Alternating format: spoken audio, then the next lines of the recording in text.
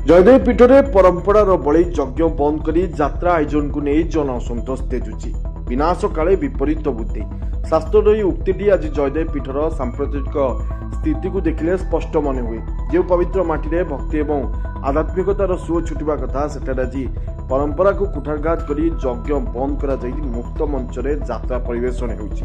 ए घटना को नहीं स्थानीय अंचल तीव्र प्रतिक्रिया प्रकाश पाइबा सह साधु सन्त एवं बुद्धिजीवी महल घोर असंतोष देखा देइछि। जयदेव पीठ सह अंचलवासी आध्यात्मिक संपृक्ति अति निबिड़ पुरातन कालरू एठारे चली आसुवा रीतिनीति एवं यज्ञ अनुष्ठान को बंद करी मनोरंजन नाम अश्लीलता परिवेशन करुवा यात्रापाटी को अनुमति देवा केते दूर युक्तियुक्त ताहा वर्तमान सबुठ बड़ प्रश्न।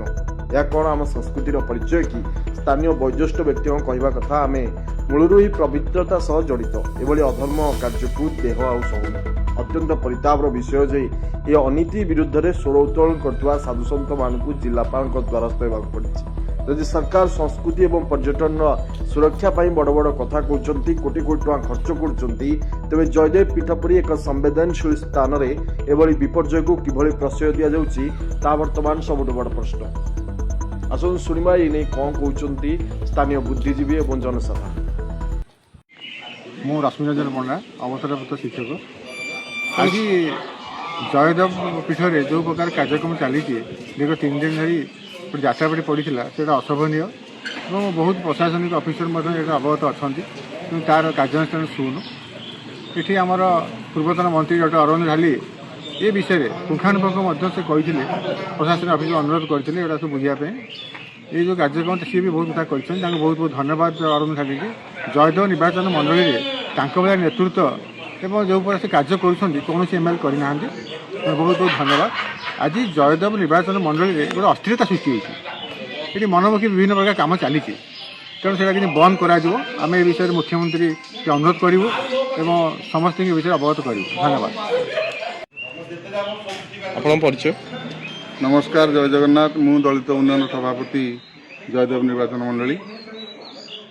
आज विश्वकवि जयदेव स्थान रे जो प्रकार अश्लील नृत्य आउ मद्य मानकर रासलीला एवं एगुड़ा हूँ घोर निंदनीय जिनस आम ये सब जिन को घृणा करुचु।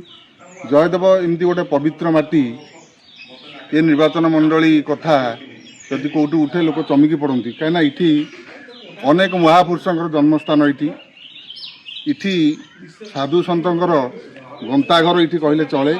इटी प्राय आमर बालीपाटना केन्दुली पीठारू आसिले जेते साधु सन्त आसती इटी प्राय बसवास करती आमर शिशुअंथ मठरे।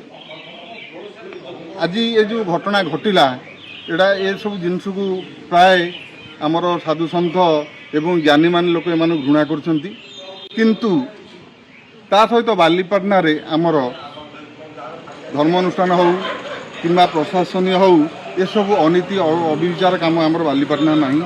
इठी बालीपाटना रे महानता अच्छी इठी तहसीलदार जड़े अच्छा सी दुखी रखींकर काम डाकिले करती ना लोक फेरी जाऊ डाकिक आसिक कहे जे यार से लोकटा कहीं गला काम कर दियो एवं ता सहित आम बालीपाटना आईआईसी गोटे पुनर उदार काम कर गोटे नुआ इतिहास सृष्टि कले।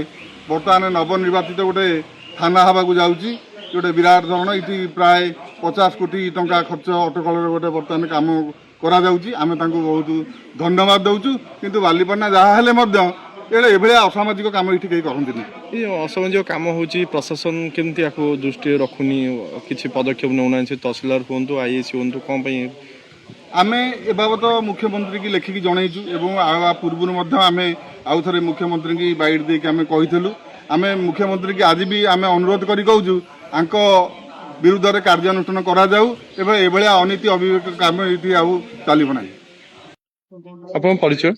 राजेंद्र सभापति